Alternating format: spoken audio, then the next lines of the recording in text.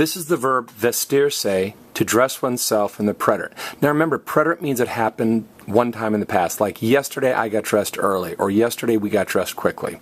Okay? Now, vestir is to dress somebody else, like I dressed my son because he was only 3. Vestirse means to dress oneself or to put clothes on oneself. How are we going to remember that vestir is to dress? Well, it looks like the word vest, all right? And some people, when they get dressed, they put on a vest.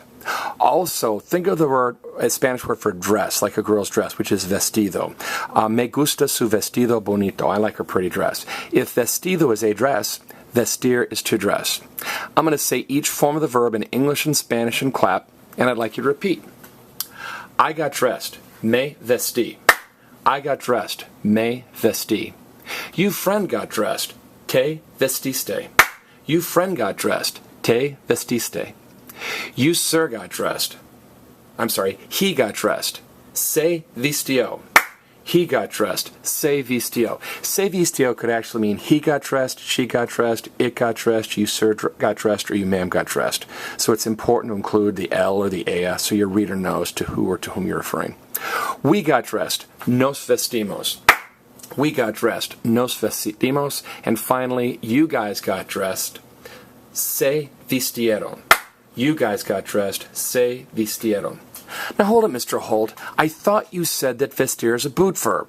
So why doesn't this E turn into I? Why don't these 4 forms change? Be careful.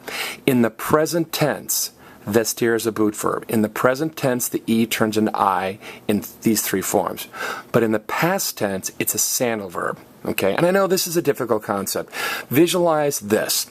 An American soldier, God bless him or her, in the Middle East, visualize their feet. What are they wearing on their feet? Boots.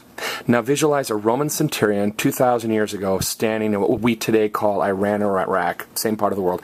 What are they wearing on their feet? Sandals. Now, for IR verbs and IR verbs only, like this, that are boot verbs, vestir, pedir, preferir. For all stem-changing boot verbs, IR verbs, if it's a boot verb in the present, it's a sandal verb in the past.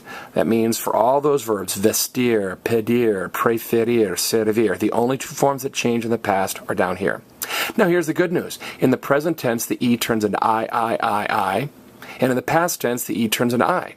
So again, that boot sandal thing, that is not true for ER verbs or AR verbs. It's only IR verbs. Only IR verbs that are boots in the present or sandals in the past. All right, now it's a regular IR verb.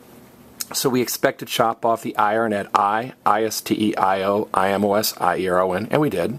You expect in the preterite to have an accent over the last letter of the yo form and the he form, and there is. The only thing that makes this tricky is the fact that it's a sandal verb. And again, if you get another teacher in another school or somewhere else, I'm the only person that I know of on the planet that calls these sandal verbs, okay?